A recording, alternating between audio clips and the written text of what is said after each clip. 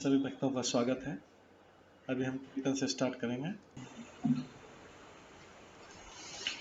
जय राधा माधव कुंज बिहारी, जय राधा माधव कुंज बिहारी, जय गोपीजन वल्लभ गिरिवर धारी, जय गोपीजन वल्लभ गिरिवर धारी, यशोदानंदन व्रज जनरंजन, यशोदानंदन व्रज जनरंजन, यमुना तीरवनचारी, यमुना तीरवनचारी, जय राधा माधव कुंज बिहारी, जय राधा माधव कुंज बिहारी, हरे कृष्णा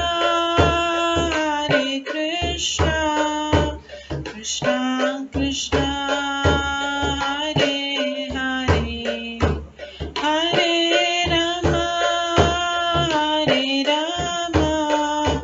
राम राम हरे हरे, हरे कृष्णा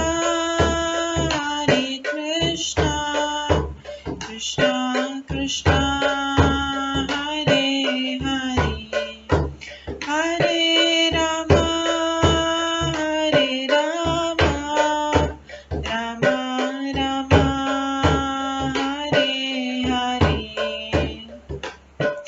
हरे कृष्णा कृष्णा कृष्णा हरे हरे, हरे राम राम राम हरे हरे, हरे कृष्णा कृष्णा कृष्णा हरे हरे, हरे राम राम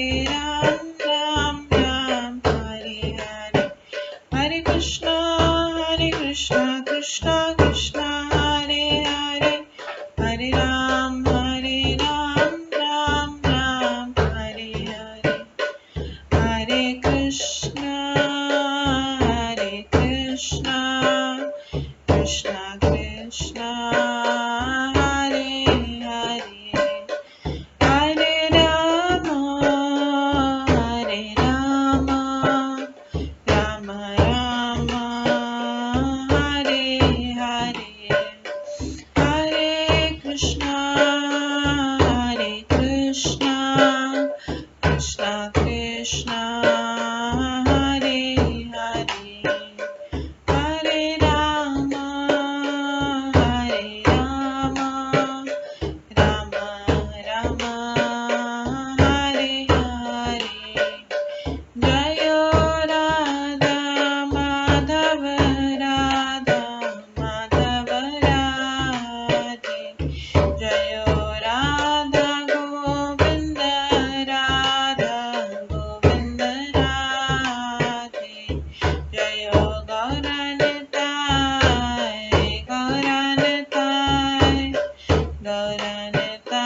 जय गौरनिताय, जय जय प्रभुपाद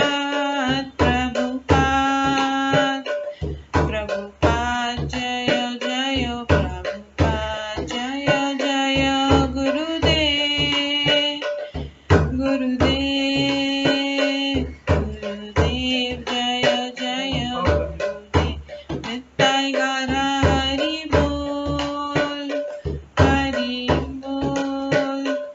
हरि बोल नित्य गौर हरि बोल। गौर प्रेमानंदे हरि हरि बोल। हरे कृष्णा। आज की इस क्लास में सभी भक्तों का स्वागत है। अभी मंगलाचरण से स्टार्ट करेंगे।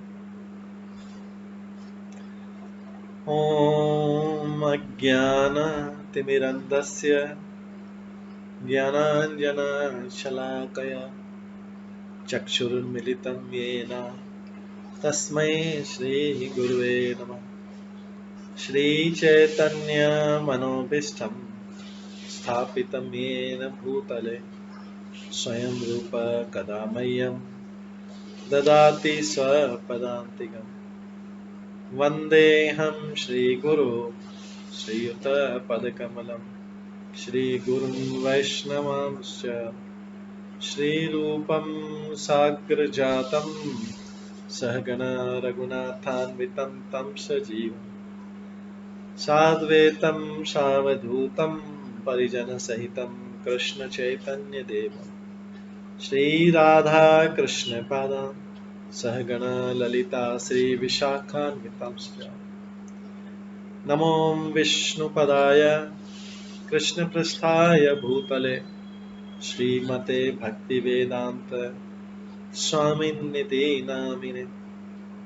नमस्ते सरस्वती देवे गौरवाणी प्रचारिणे निर्विशेष शून्यवादी पाश्चात्यदेशतारिणे। वाञ्छाकल्पतरुभ्यश्च कृपा सिन्धुभ्येव च पतितानां पावनेभ्यो वैष्णवेभ्यो नमो नमः। जय श्री कृष्ण चैतन्य प्रभु नित्यानंद श्री अद्वैत गदाधर शिवासादि गौर भक्तवृंद।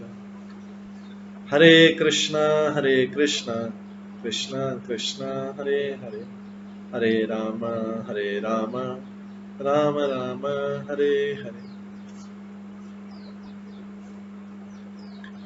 ओम नमो भगवते वासुदेवाय। ओम नमो भगवते वासुदेवाय। ओम नमो भगवते वासुदेवाय। नारायणं नमस्कृत्य नरं चैव नरोत्तमं देवीं सरस्वतीं व्यासं ततो जयमुदीरये। नष्टप्रायेषु भद्रेषु नित्यं भागवत सेवया भगवते उत्तम श्लोके भक्तिर्भवति नैष्ठिकी। कृष्णाय वासुदेवाय देवकी नंदनाय च नन्दगोपकुमाराय गोविन्दाय नमो नमः। सर्ववेदान्तसारमि श्रीभागवतम् इष्यते तद्रसामृताप्तस्य नान्यत्र स्याद्रति क्वचित्। आराध्यो भगवान् ब्रजेश तनयस्तनधाम वृन्दावन रम्या काचिदुपासना व्रजवधूवर्गेण या कल्पितम्। श्रीमद्भागवतं प्रमाणम् अमलं प्रेम कुमार्थमः श्रीचैतन्य महाप्रभुमतम् इदं तत्रादरो न परम्। मूकं करोति वाचालं पङ्गुलङ्घयते गिरिं यत्कृपातमहं वन्दे परमानन्दमाधवम्। हरे कृष्णा।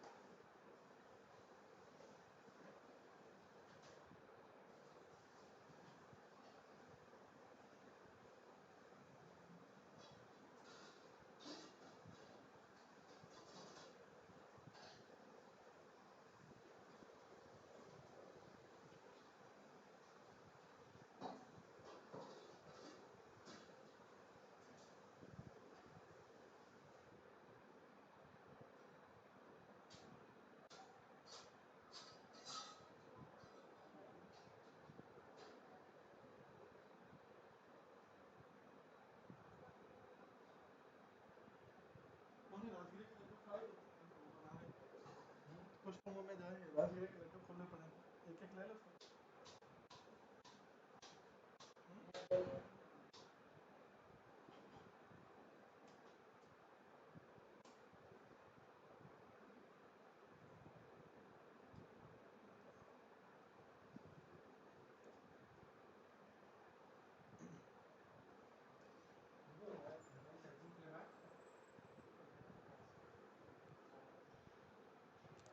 लगा दे, चार्जिंग पे लगा दे।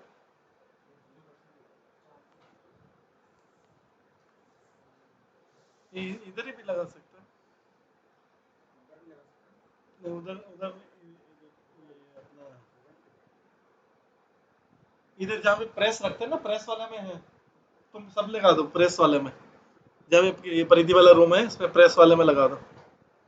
बस प्रेस उसमें मत हटा देना, प्रेस।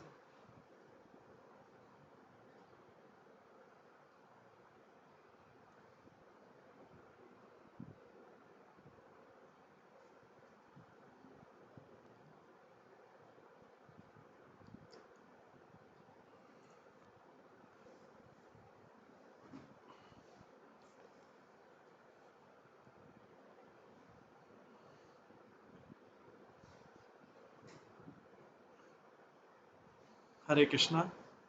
आज की इस क्लास में सभी भक्तों का स्वागत है।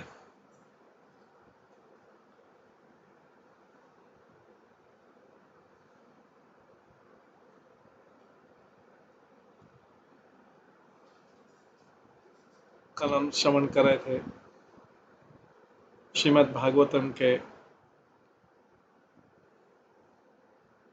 11वें स्कंद से, जिसमें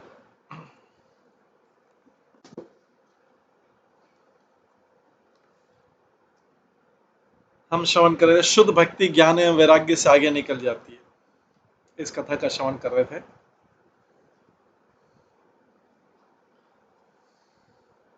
इसमें शुद्ध भक्ति की महिमा बताई गई है।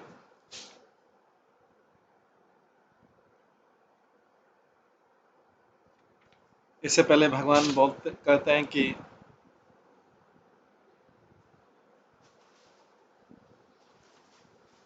मनुष्य को मानसिक कार्यों के वास्तविक लक्ष्य को दृष्टि से ओझल न होना दे, प्रत्युत प्राणवायु तथा इंद्रियों पर विजय प्राप्त कर तथा सत्वगुण से सुदृढ़ हुई बुद्धि का उपयोग करके मन को अपने वश में कर।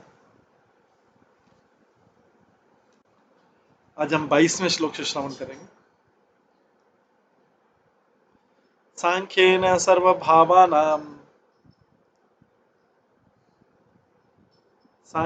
सर्वभावानां प्रतिलोमानुलोमतः भवाप्यय अनुध्यायेत मन यावत् प्रसिद्धति। जब तक मनुष्य का मन आध्यात्मिक तुष्टि प्राप्त नहीं कर लेता है, तब तक उसे समस्त भौतिक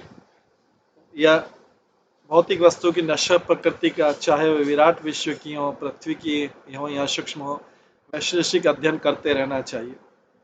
जब तक मनुष्य का मन आध्यात्मिक तुष्टि प्राप्त नहीं कर लेता, तब तक उसको क्या करते रहना चाहिए?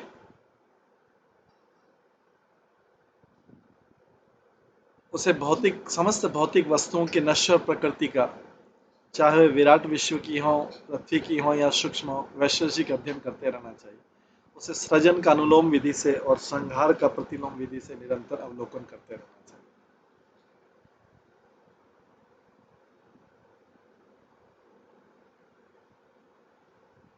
तात्पर्य कहावत है, जो ऊपर उठता है वो नीचे आता ही है।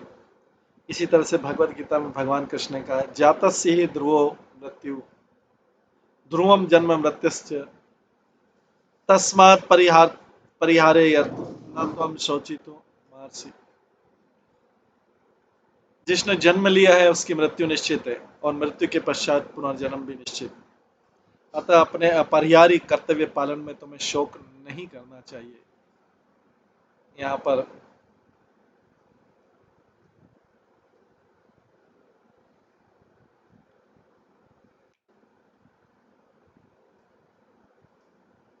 भगवान उद्धव को ये बता रहे हैं।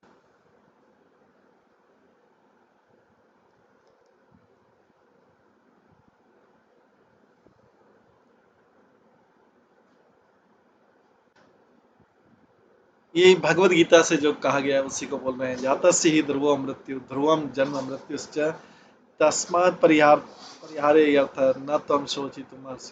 जिसने जन्म लिया है उसकी मृत्यु निश्चित है और मृत्यु के पश्चात पुनर्जन्म भी निश्चित है। अतः अपने अपरिहार्य कर्तव्य पालन में तुम्हें शोक नहीं करना चाहिए। मनो यावत प्रसिद्धि, जब तक कोई अपनी चेतना को पूर्ण ज्ञान के मुक्त पद पर स्थापित नहीं कर लेता है तब तक उसे प्रकृति के दृढ़ वैश्लेषिक अवलोकन के द्वारा माया के वारों को निरंतर परे रखना चाहिए। भौतिक मन यौन के प्रति आकर्षण हो सकता है, इसलिए आध्यात्मिक बुद्धि से उसे अपने शरीर के क्षणिक स्वभाव की छानबीन कर लेनी चाहिए और उस शरीर की भी जो किसी की काम वासना का कृत्रिम लक्ष्य बनता है।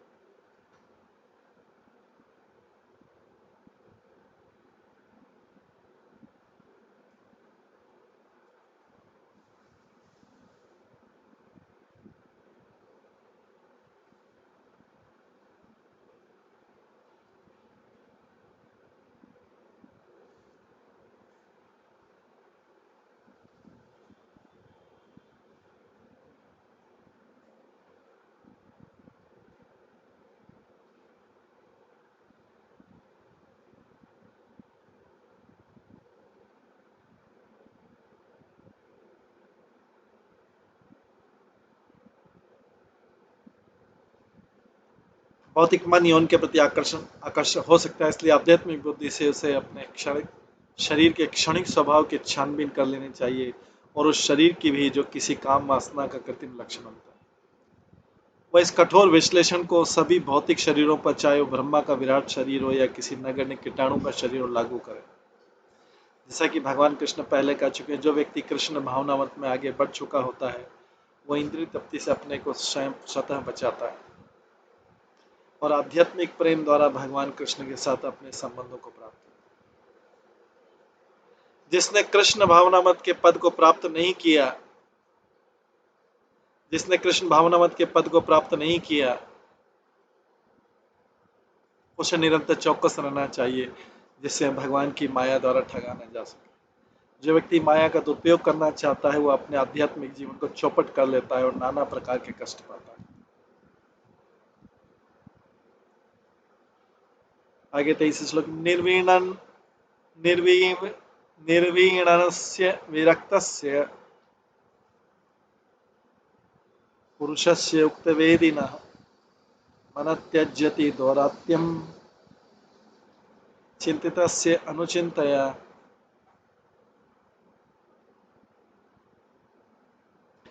जब कोई व्यक्ति इस जगत के नश्वर तथा मोहमय स्वभाव से ऊपर उठता है जब कोई व्यक्ति इस जगत के नश्वर तथा मोहमय स्वभाव से ऊपर उठता है और इस तरह से विरक्त हो जाता है तो उसका मन अपने गुरु के आदर्शों के से मार्गदर्शन पाकर इस जगत के स्वभाव के बारे में बारंबार विचार करता है और अंत में पदार्थ के साथ अपनी झूठी पहचान को त्याग देता है।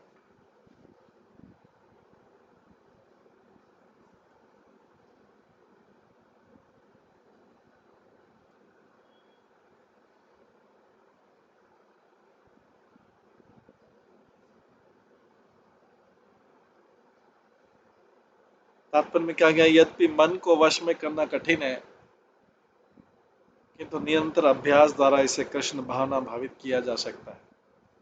निष्ठावान शिष्य अपने गुरु के आदेशों को लगातार स्मरण रखता है और इस तरह उसके बल पर वो बारंबार इस नग्न सत्य का सामना करता है कि भौतिक जगत चरम सत्य नहीं।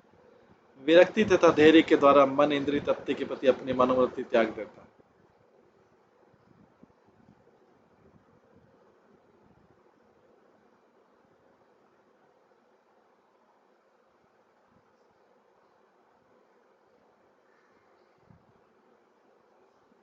फलस्वरूप निष्ठावान कृष्ण भक्त पर से माया की जकड़ हट जाती है और धीरे धीरे विशुद्ध मन इस जगत से झूठे पहचान को पूरी तरह त्याग देता है और वो अपना ध्यान आध्यात्मिक पथ पर ले जाता है। तभी मनुष्य को योग विधि में पूर्ण माना जाता है।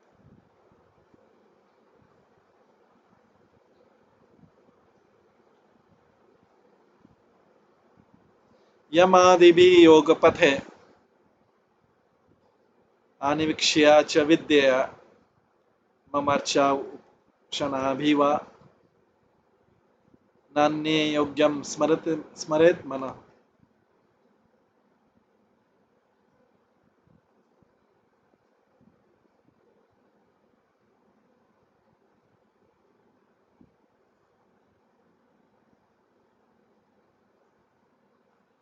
मनुष्य को चाहिए कि योग प्रणाली के विभिन्न यमों तथा संस्कारों द्वारा मनुष्य को चाहिए कि योग प्रणाली के विभिन्न यमों तथा संस्कारों द्वारा, तर्क तथा आध्यात्मिक शिक्षा द्वारा अथवा मेरी पूजा और उपासना द्वारा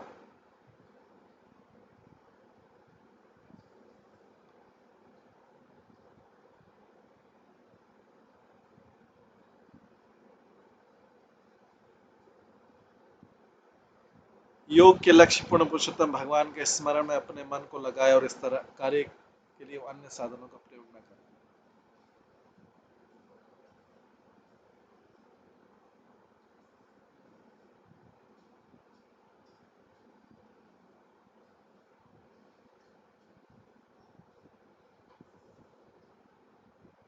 तात्पर्य इस श्लोक में वाह शब्द महत्वपूर्ण है क्योंकि ये बताता है कि जो व्यक्ति भगवान की पूजा तथा उपासना में लगा होता है उसे न तो योग के यम नियम में लगने की झंझट उठानी पड़ती है, न ही वैदिक अध्ययन तथा तार्किक गुत्थियों में उलझना चाहिए। योग्यम अर्थात ध्यान का सर्वोपयुक्त उपादान तो भगवान है, जैसा कि संपूर्ण वैदिक वाक्य में से पुष्टि है। जो व्यक्ति सीधे भगवान की पूजा करता है उसे अन्य विधियों का प्रयोग नहीं करना चाहिए क्योंकि भगवान पर पूर्ण निर्भरता अपने आप सिद्धि की परम विधि।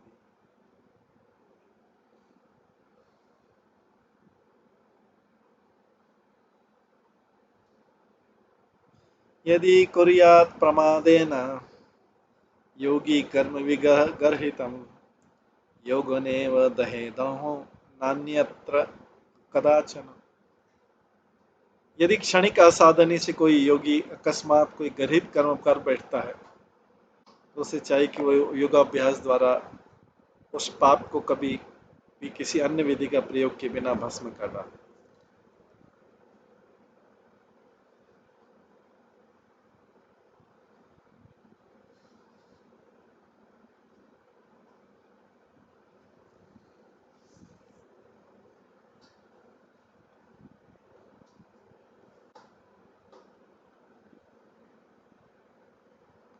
यहाँ पे योगेन शब्द ज्ञानेन योगेन तथा भक्ति योगेन का सूचक है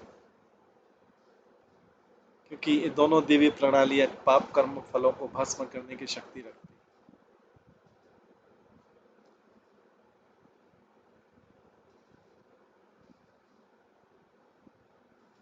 ये स्पष्ट समझ लेना चाहिए कि अहंस शब्द अपनी इच्छा के विरुद्ध आकस्मिक पतन का सूचक है। भगवान की दया का पहले से निश्चित किया गया दुरुपयोग कभी भी क्षम्य नहीं है।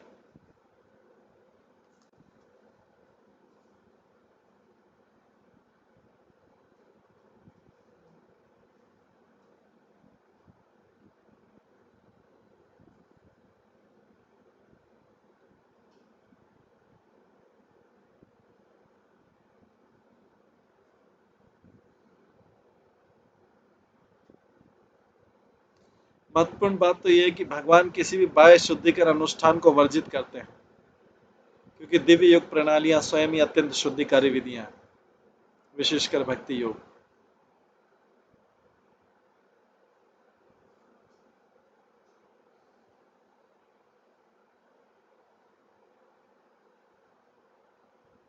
यदि कोई व्यक्ति पाप फल को शुद्ध करने के प्रयास में यदि कोई व्यक्ति पाप फल को शुद्ध करने के प्रयास में अपना नियत कर्म त्याग कर विशेष अनुष्ठान या तपस्या करने लगता है तो उसे अपने नियत कर्म छोड़ने का अतिरिक्त दोष लगेगा।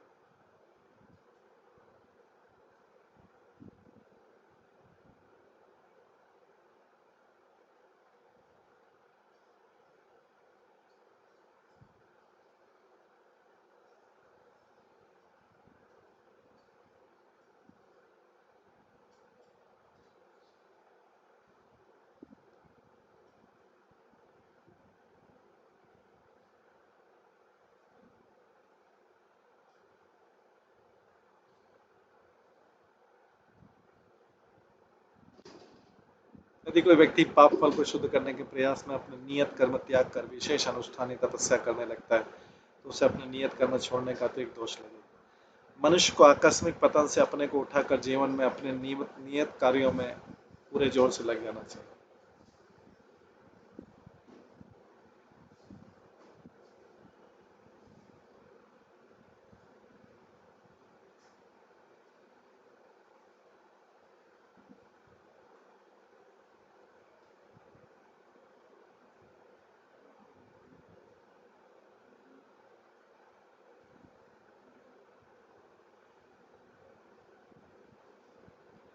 और तो मनुष्य को आकस्मिक पतन से अपने को उठाकर जीवन में अपने नित्य कार्य में पूरे जोर से लग जाना चाहिए और व्यर्थ या तो उत्साहित नहीं होना चाहिए। मनुष्य को पश्चाताप करना चाहिए, लज्जित होना चाहिए, अन्यथा शुद्धि नहीं हो सकती। किंतु यदि आकस्मिक पतन से कोई व्यक्ति अत्यधिक कुंठित हो जाता है तो सिद्धि तक पहुंचने के लिए उसमें उत्साह ही नहीं रहेगा। भगवान भगवद गीता में कृष्ण भी कहते हैं, अपि चेत सुदुराचारो भजते माम अनन्य भाग साधुरेव समन्तव्य सम्यक व्यवसायितो ही स। यदि कोई जगन्य से जगन्य भी कर्म करे परंतु यदि वो भक्ति में रत रहता है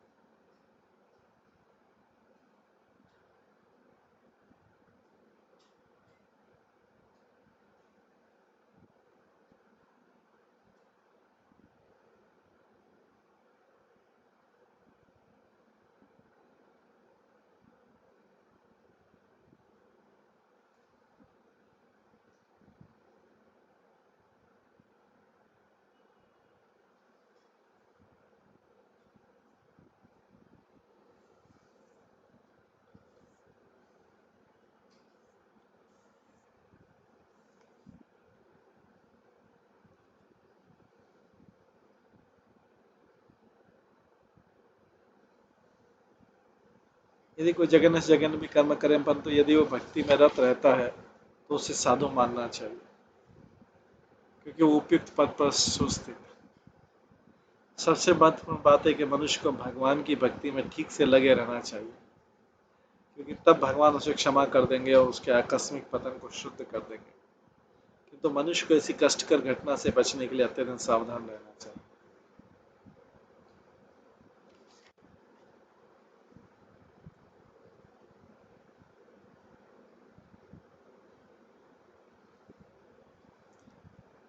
छब्बीस श्लोक में था, स्वे स्वे अधिकारे या निष्ठा स गुण परिकीर्तितः कर्मणाम जाति अशुद्धा नाम अनेन नियम कृतः गुणदोष विधानेन संगानाम त्याजनेच्छय। यह दृढ़तापूर्वक घोषित है कि योगियों का अपने अपने आध्यात्मिक पदों पर निरंतर बने रहना असली पुण्य है।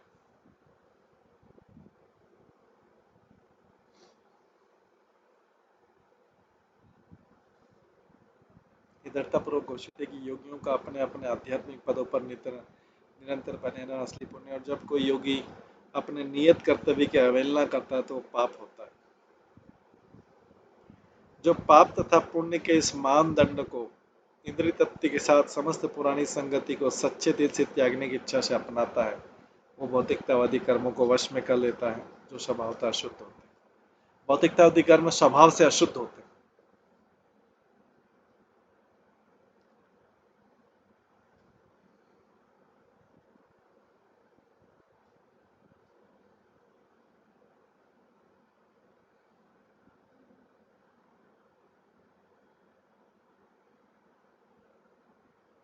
तात्पर्य यहाँ पर भगवान कृष्ण अधिक स्पष्ट रूप से कहते हैं कि वे लोग जो ज्ञान या भक्ति योग के द्वारा आत्म साक्षात्कार में सीधे लगे हुए हैं उन्हें अपने नियत कर्तव्य को छोड़ने तथा आकस्मिक पतन के प्रायश्चित करने के लिए विशेष तपस्या करने की आवश्यकता नहीं रह जाती। जो सीधे आत्म साक्षात्कार में लगे हुए उन्हें अलग से कर्मों का प्रायश्चित करने की जरूरत नहीं। वैदिक साहित्य का वास्तविक उद्देश्य मनुष्य को भगवत धाम जाने के लिए दिग्दर्शन करना है, भौतिक इंद्रिय तृप्ति को बढ़ावा देना नहीं।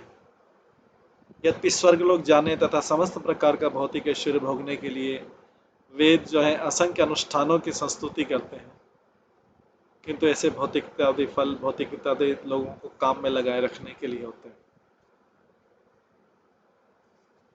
नहीं तो वे असुर बन जाएंगे। आकस्मिक पतन से शुद्ध होने के लिए योगी को अपने आध्यात्मिक अभ्यास से परे अन्य कोई विधि नहीं अपनाना चाहिए। संज्ञानाम त्याज्यनेच्छा शब्द सूचित करते हैं कि मनुष्य को कृष्ण भावनामृति या आत्म साक्षात्कार का अभ्यास ऊपर ऊपर या कभी कभी नहीं करना चाहिए,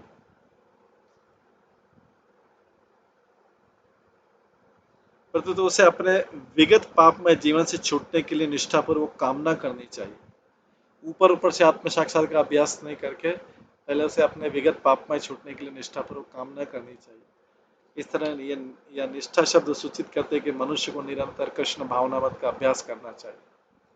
इस तरह अनिवार्य आवश्यक पूर्ण इंद्रिय तृप्ति को त्याग कर भगवान की प्रेम भक्ति में लगना। जो व्यक्ति चौबीसों घंटे भगवान की सेवा में अपने इंद्रिया मन तथा बुद्धि को लगाता है वो सबसे पवित्र व्यक्ति और भगवान ऐसे शरणागत जीव की स्वयं रक्षा करता है।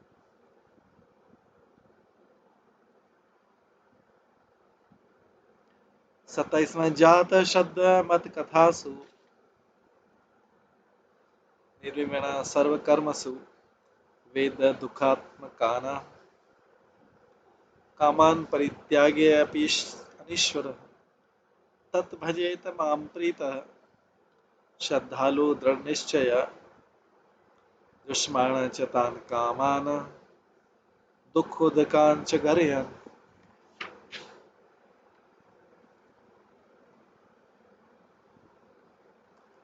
मेरे यश की कथाओं में श्रद्धा उत्पन्न करके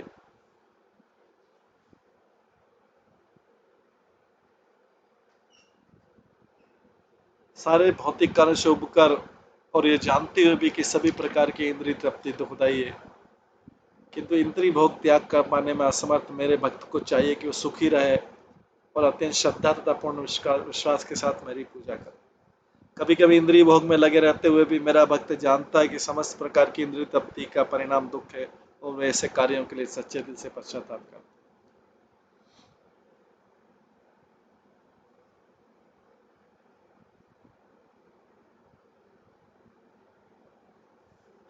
तात्पर्य भगवान ने यहाँ पर शुद्ध भक्ति की प्रारंभिक अवस्था का वर्णन किया है। निष्ठावान भक्त ने जान लिया होता है कि सारे भौतिक कर्म इंद्रिय तृप्ति तक पहुंचते हैं और इंद्रिय तृप्ति से दुख उत्पन्न होता है।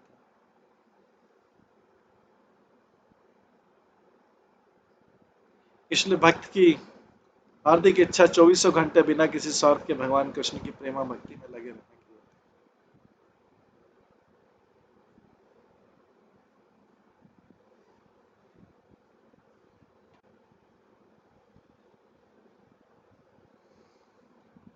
भक्त चाहता है कि भगवान के नित्य सेवक के रूप में अपने स्वाभाविक पद पर पहुंच जाए और उस उच्च पद पर उठाए जाने के लिए भगवान से प्रार्थना करता है। अनिश्वर शब्द बताता है कि अपने विगत पाप पूर्ण कर्मों तथा बुरी आदतों के कारण तुरंत ही भोग की इच्छा को मनुष्य शमित नहीं कर पाता।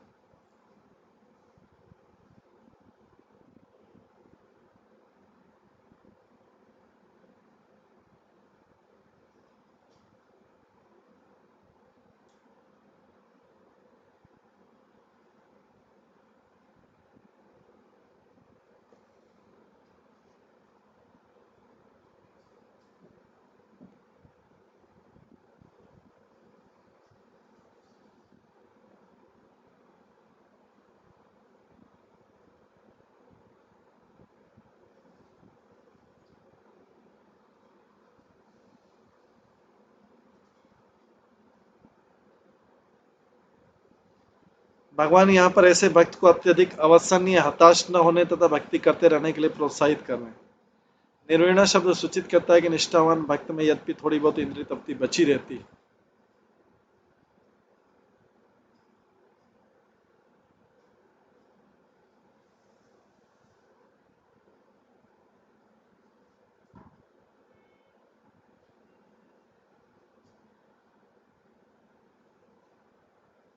किंतु वो भौतिक जीवन से पूरी तरह उबा रहता है और किसी भी परिस्थिति में जानबूझकर कोई पाप कर्म नहीं करता।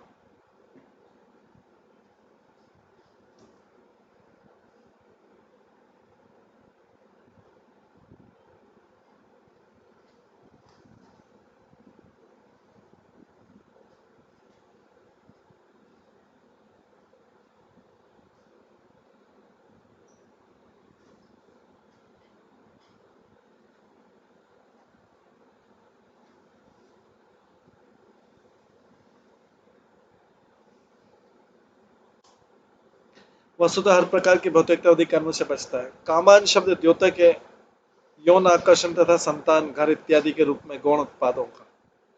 भौतिक जगत में यौन की इच्छा इतनी प्रबल होती है कि कभी कभी भगवान की प्रेमा भक्ति में लगा निष्ठावान भक्त भी यौन आकर्षण से या पत्नी तथा संतान के लिए लंबी चली आ रही भावुकता से विचलित हो उठता है। शुद्ध भक्त समस्त जीवों के प्रति, जिसमें तथाकथित पत्नी तथा संतानें सम्मिलित ने, आध्यात्मिक स्नेह रखता है, किंतु तो जानता है कि शारीरिक आकर्षण से कोई अच्छाई नहीं आती, क्योंकि इससे वह तथा उसके परिवारक जन कर्मफल की दुखमय श्रृंखला में बन जाते हैं। दृढ़ निश्चय शब्द सूचित करता है कि चाहे कैसी भी परिस्थिति क्यों न हो, भक्त कृष्ण के हेतु अपने नियत कर्म करने के लिए दृढ़ संकल्प रहता है। दृढ़ निश्चय शब्द सूचित करता है कि चाहे कैसी भी परिस्थिति क्यों ना, भक्त जो है कृष्ण के हेतु अपने नियत कर्म करने के लिए दृढ़ संकल्प रहता है। इस तरह वो सोचता है कि मेरे पूर्व लज्जापक जीवन से मेरा हृदय अनेक भ्रामक आसक्तियों से दूषित है, उन्हें अपने आप रोकने की मुझ में शक्ति नहीं है। मेरे हृदय के भीतर स्थित श्री कृष्ण ही ऐसे अशुभ कलमश को दूर कर सकते हैं, किंतु भगवान चाहे ऐसी आसक्ति को तुरंत दूर कर दे या इसी तरह मुझे उनसे पीड़ित होने रहने दे, मैं उनकी भक्ति नहीं छोड़ूंगा। भगवान मेरे रास्ते में लाखों अड़चने क्यों न डालें, चाहे मैं अपने अपराधों के कारण नरक भी क्यों न जाऊं, मैं क्षण भर के लिए भी भगवान की सेवा करना बंद नहीं करूं।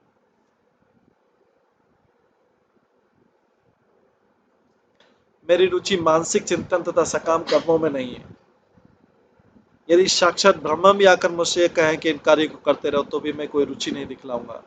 यद्यपि मैं भौतिक वस्तुओं के प्रति आसक्त हूँ, किंतु मैं स्पष्ट देख रहा हूँ कि इनसे कोई लाभ होने वाला नहीं है, क्योंकि ये भौतिक वस्तुएं केवल मुझे कष्ट देती हैं और कृष्ण के प्रति मेरी भक्ति में विघ्न उत्पन्न करती हैं।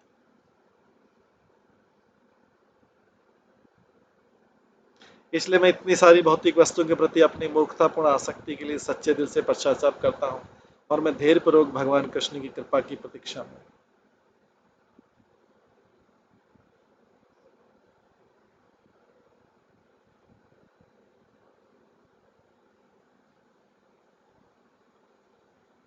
प्रीत शब्द सूचित करता है कि भक्त अपने को भगवान के पुत्र या प्रजा की तरह समझता है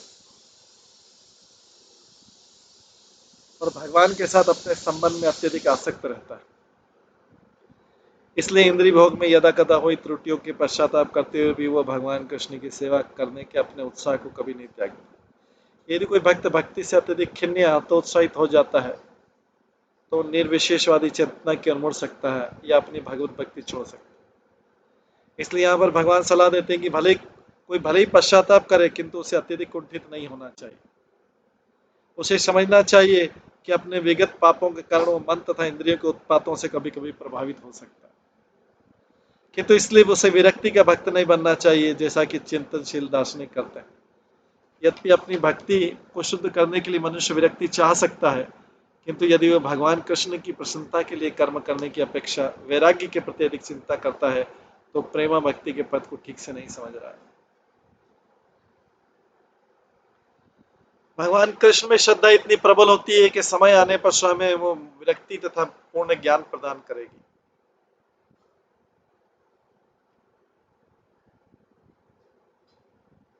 यदि भक्त कृष्ण को अपनी पूजा का केंद्र बिंदु बनाना त्याग कर ज्ञान और विरक्ति पर अधिक ध्यान देता है, तो भगवत धाम वापस जाने के मार्ग पर प्रगति से विपथ हो जाएगा। भगवान के निष्ठावान भक्त को पूरी तरह आश्वस्त होना चाहिए कि अपनी भक्ति के बल पर तथा भगवान की कृपा के बल पर वो जीवन की हर शुभ वस्तु को प्राप्त कर सके। उसे विश्वास करना चाहिए कि कृष्ण सर्वदयामय है और वे ही उसके जीवन के एकमात्र असली लक्ष्य। ऐसी दृढ़ श्रद्धा के साथ इंद्रिय भोग की त्यागने की सच्ची इच्छा से मनुष्य इस जगत के सारे अवरोधों को पार कर ले।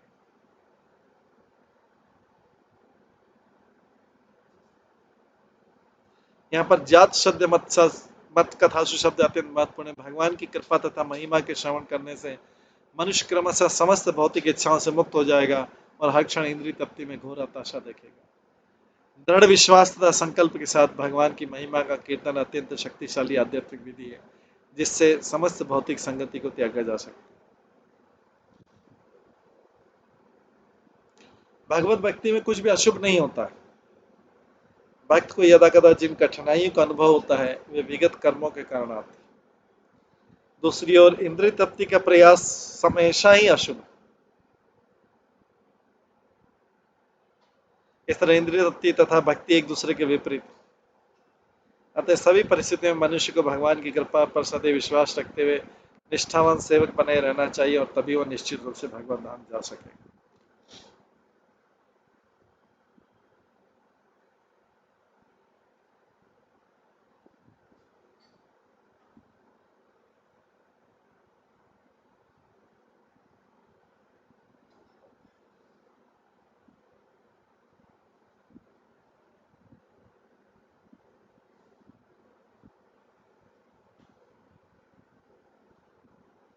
आगे 29वें श्लोक में बताते हैं, प्रोक्तेन भक्ति योगेन भजतो मास कृन् मुने कामा हृदय नश्यन्ति सर्वे मयि हृदय स्थित।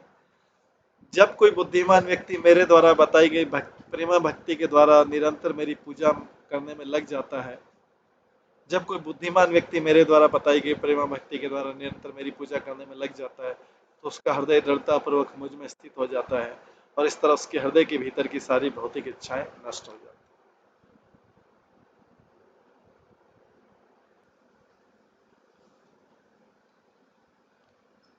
तात्पर्य भौतिक इंद्रियां मनोरथों को पूरा करने में लगी रहती है और एक के बाद एक अनेक प्रकार की इच्छाओं को प्रबल बनाती है।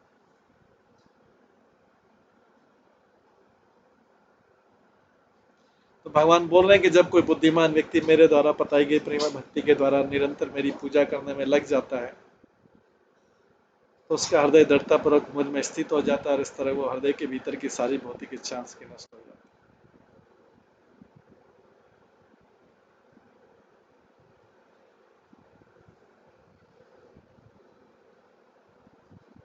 तात्पर्य भौतिक इंद्रियां मनोरथों को पूरा करने में लगी रहती हैं और एक के बाद एक अनेक प्रकार की इच्छाओं को प्रबल बनाती है।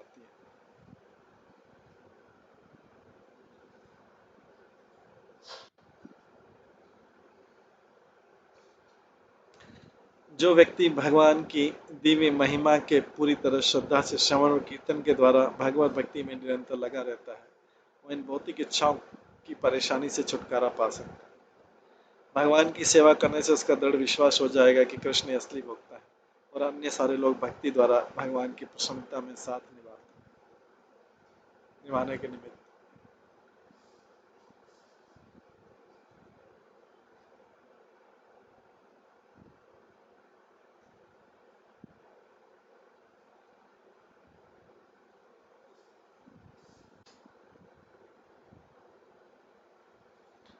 भगवत भक्त श्री कृष्ण को अपने हृदय के सिंहासन पर बैठाकर निरंतर सेवा करता रहता है। जिस तरह उदय होने वाला सूर्य धीरे धीरे सारे अंधकार को दूर कर देता है उसी तरह हृदय के भीतर भगवान की उपस्थिति से सारी भौतिक इच्छाएं क्रमशः क्षीणों को लुप्त हो जाती है। मई हृदय स्थित पदावली बताती कि महान भक्त भगवान कृष्ण को न केवल अपने हृदय के भीतर देखता है अपितु सारे जीवों के हृदय में देखता है।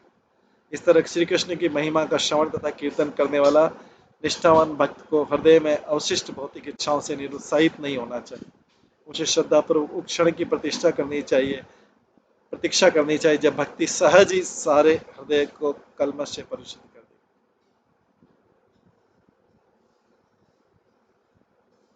तो भगवान यहाँ पे बोल रहे हैं कि अगर भक्ति में श्रद्धापूर्वक उसे भक्ति में लगे रहे उस क्षण की प्रतीक्षा करनी चाहिए जब भक्ति सहज ही हृदय को सारे कलमश से परिशुद्ध कर दे।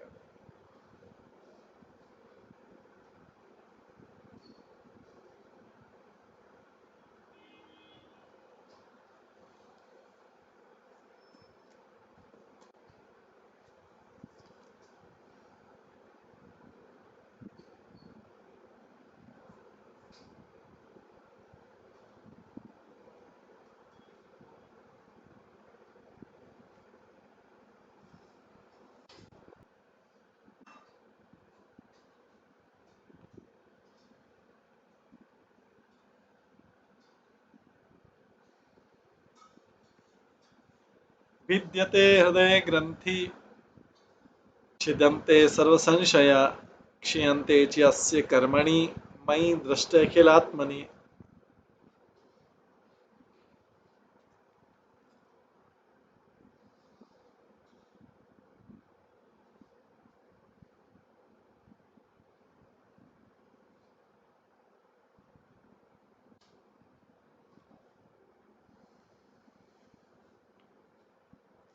जब मैं उसे भगवान के रूप में देखता हूँ तो उसके हृदय की गांठ खुल जाती है और सारे संशय छिन्न भिन्न हो जाते हैं तथा सकाम कर्मों की श्रृंखला समाप्त हो जाती है। किसके बारे में बोल रहे हैं?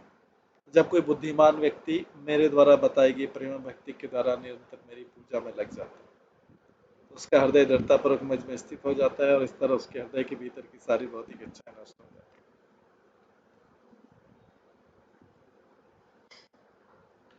तात्पर्य है, हृदय ग्रंथि शब्द सूचित करता है कि मनुष्य का हृदय भौतिक शरीर के साथ झूठी पहचान के द्वारा मोह से बता रहता है।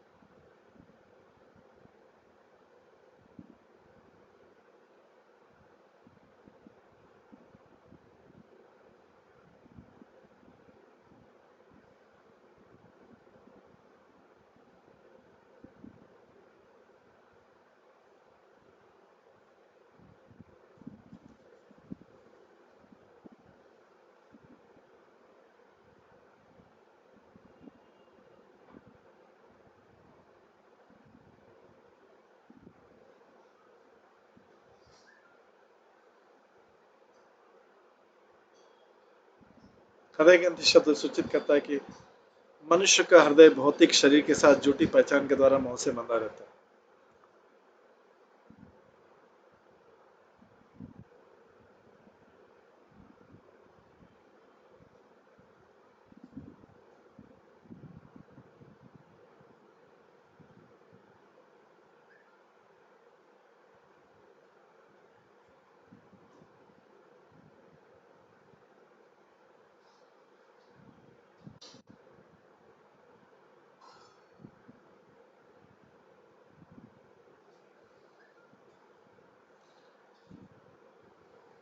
इस तरह मनुष्य असंख्य प्रकार से स्त्री पुरुष के शारीरिक संयोग के से स्वप्न देखते हुए भौतिक यौन सुख में लीन रहता है।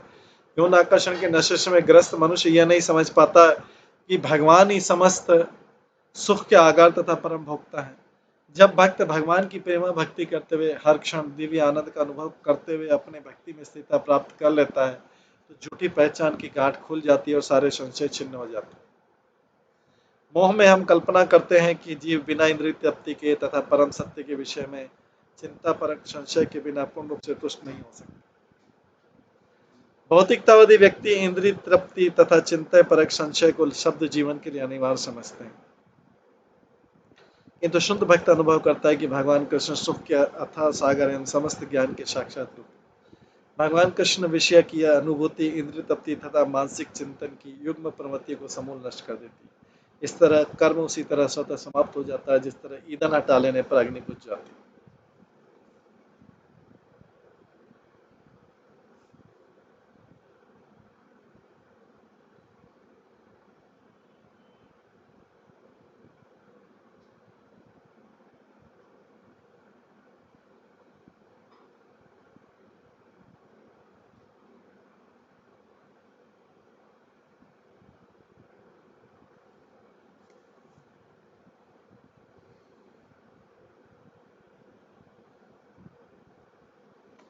समुन्नत भक्ति मनुष्य को भाव बंधन से स्वयं मोक्ष दिला देती है, जैसा कि भगवान कपिल ने पुष्टि की। जरत्याशु या कोशम निर्गणय मन लो यथा। भक्ति जीव के सूक्ष्म शरीर को बिना किसी पृथक प्रयास के विलीन कर देती है, जिस तरह जठरा अग्नि सभी प्रकार के भोजन को पचा देती है।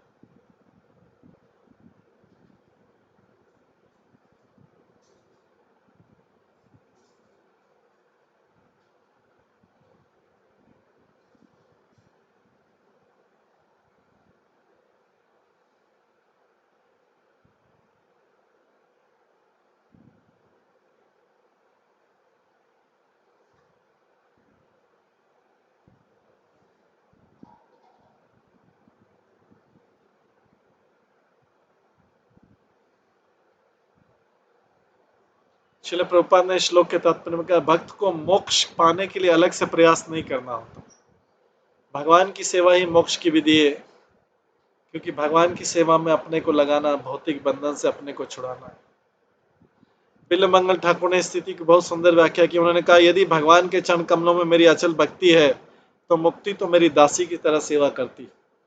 मैं जो कुछ भी कहता हूँ उसे करने के लिए दासी मुक्ति सदा तैयार रहती। भक्त के लिए मुक्ति की कोई समस्या नहीं है, वो पृथक प्रयास के बिना ही प्राप्त हो जाती।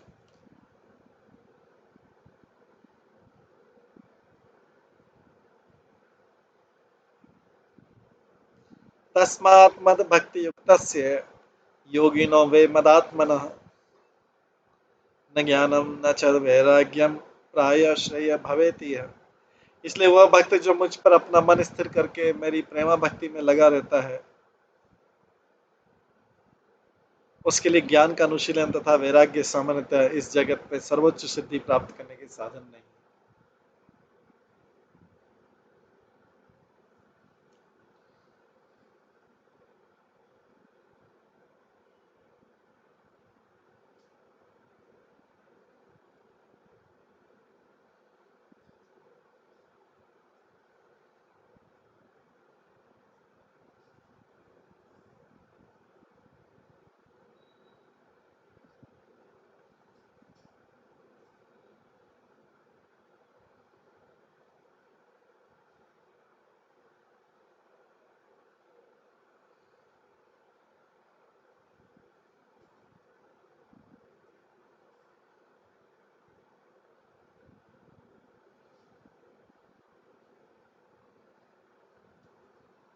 तो उसको ज्ञान और वैराग्य का जरूरत नहीं, जिसने अपना मन मेरे में स्थिर कर लिया है और मेरी प्रेमा भक्ति में लगा।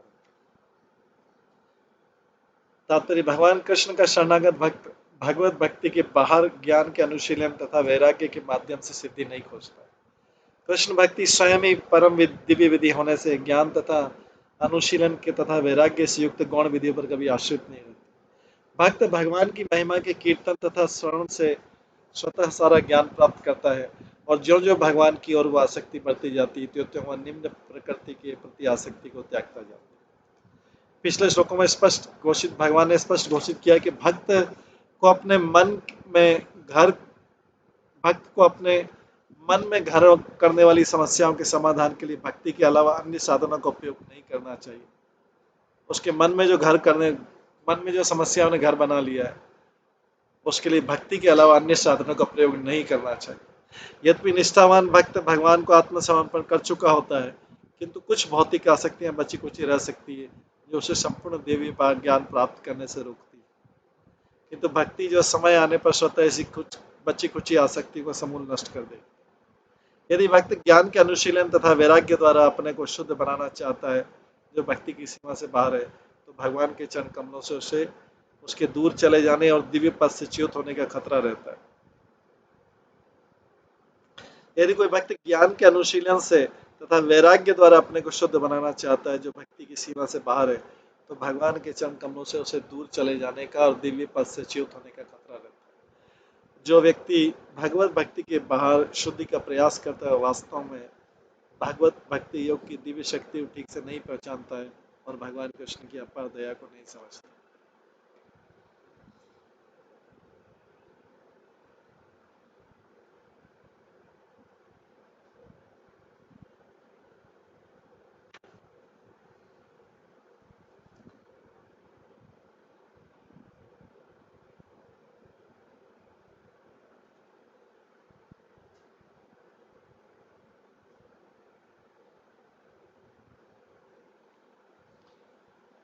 इस जगत में मनुष्य का हृदय यौन आकर्षण से बंधा है, जो भगवान कृष्ण के चरण कमलों के ध्यान में व्यतिक्रम उत्पन्न करता है।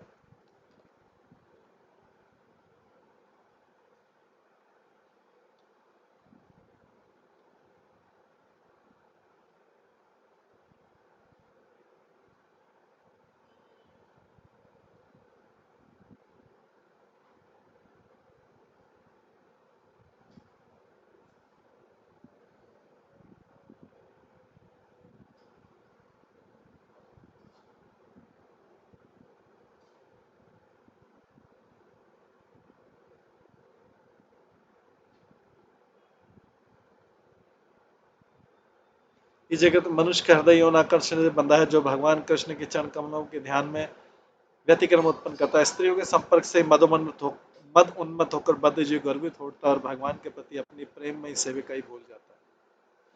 ज्ञान के निश्चय अनुशीलन तथा वैराग्य से बद्ध जीव भगवत कृपा के बिना ही अपने को शुद्ध करने का प्रयास कर सकता है, किंतु ऐसे मिथ्याभिमान का परित्याग हो जाना चाहिए कि जिस तरह कि भौतिक आकर्षण के मिथ्याभिमान का परित्याग करना होता है। जब बद्ध जीव को शुद्ध भगवत भक्ति उपलब्ध हो तो अन्य विधियों के प्रति आकर्षण उसके भक्तिमय जीवन से भी पतन। हृदय के भीतर दृढ़ रूप से वास करने वाली भौतिक इच्छा को भगवान की शरण लेकर ही नष्ट किया जा सकता है।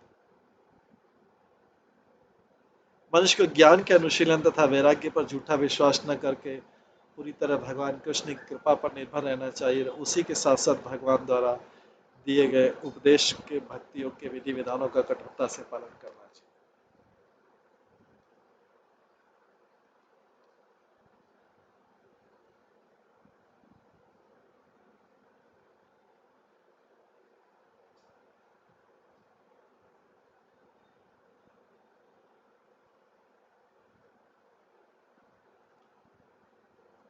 बत्तीसवें श्लोक में आता है, 32-33वें श्लोक में आता है, यत कर्म भी यत तपसा ज्ञान वैराग्य च यत योगेन दान धर्मेण श्रेयो भी इतरे अपि सर्वं मम भक्ति योगेन मद भक्त लभते अंशा स्वर्गपवर्गम मत धाम कश्चित यदि वंशति। इन सारी वस्तुओं को जो सकाम कर्म तपस्या ज्ञान वैराग्य योग दान धर्म तथा जीवन को पूर्ण बनाने वाले अन्य सारे साधनों की प्राप्ति की जाती है, मेरा भक्त मेरे प्रति भक्ति से अनायास प्राप्त कर लेता है। यदि मेरा भक्त किसी न किसी तरह स्वर्ग जाने मोक्ष या मेरे धाम में निवास करने की इच्छा रखता है तो ऐसे वर को सरलता से प्राप्त कर लेता है।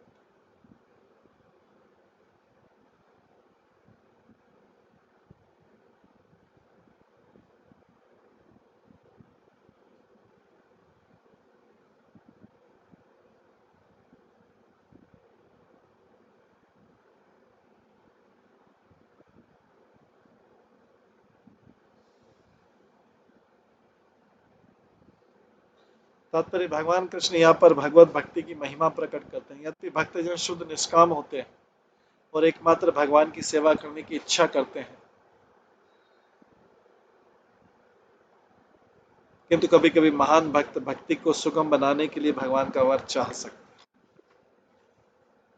भागवतम के 6वें स्कंद में हम पाते हैं कि भगवत भक्त चित्रकेतु ने स्वर्ग जाना चाहता है, जिससे विद्याधर लोक की सुंदरियों के साथ वह भगवान की महिमा का सुंदर ढंग से कीर्तन कर सके। इसी तरह श्रीमद् भागवतम के महान कथाकार श्री सुखदेव गोस्वामी भगवान की माया शक्ति के पास से बचने के लिए अपनी माता के गर्भ के बाहर नहीं आना चाहते। दूसरे शब्दों में सुखदेव गोस्वामी अपवर्ग अर्थात माया से मोक्ष चाहते थे, जिससे उनकी भक्ति में अवरोध उत्पन्न हो। अतः भगवान कृष्ण ने स्वयं ही माया को दूर भेज दिया, जिससे सुखदेव गोस्वामी अपनी माता के गर्भ से बाहर आए। भगवान के चरण कमलों की सेवा करने की गहन प्रेम में इच्छा से वैकुंठ लोग भी जाना चाहते। श्री विश्वनाथ चक्रवर्ती ठाकुर के अनुसार भक्त जब ज्ञान का स्वतंत्र अनुशीलन तथा वैराग्य त्याग देता है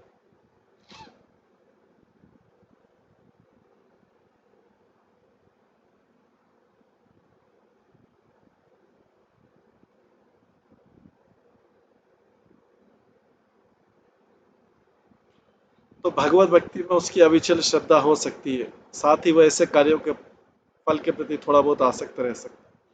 दक्ष सकाम कर्मों के द्वारा मनुष्य को स्वर्ग का निवास उपलब्ध होता है और वह वैराग्य के अनुशीलन से समस्त सारे कष्टों से छुटकारा पा सकता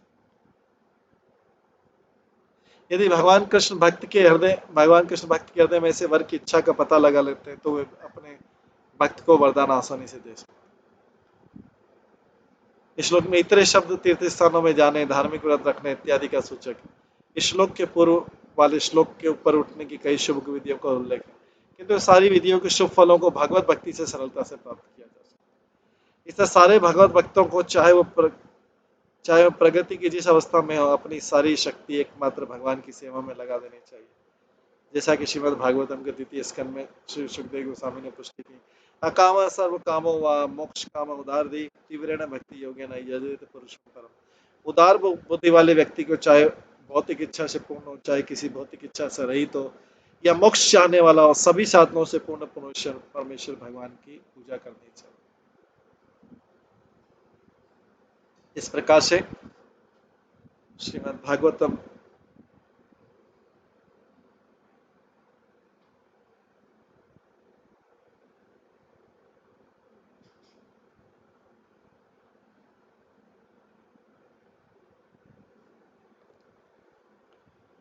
इस प्रकार श्रीमद् भागवतम में भगवान बता रहे हैं कि शुद्ध भक्ति किस तरह ज्ञान और वैराग्य से आगे निकल जाती है।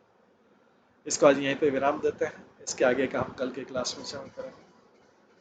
हरे कृष्णा। सभी भक्तों का बहुत बहुत धन्यवाद। सभी भक्तों के लिए एक बार हरे कृष्ण महामंत्र का जप करते हैं। हरे कृष्णा कृष्णा कृष्णा हरे हरे, हरे राम राम राम। श्री श्री भागवत महापुराण की जय।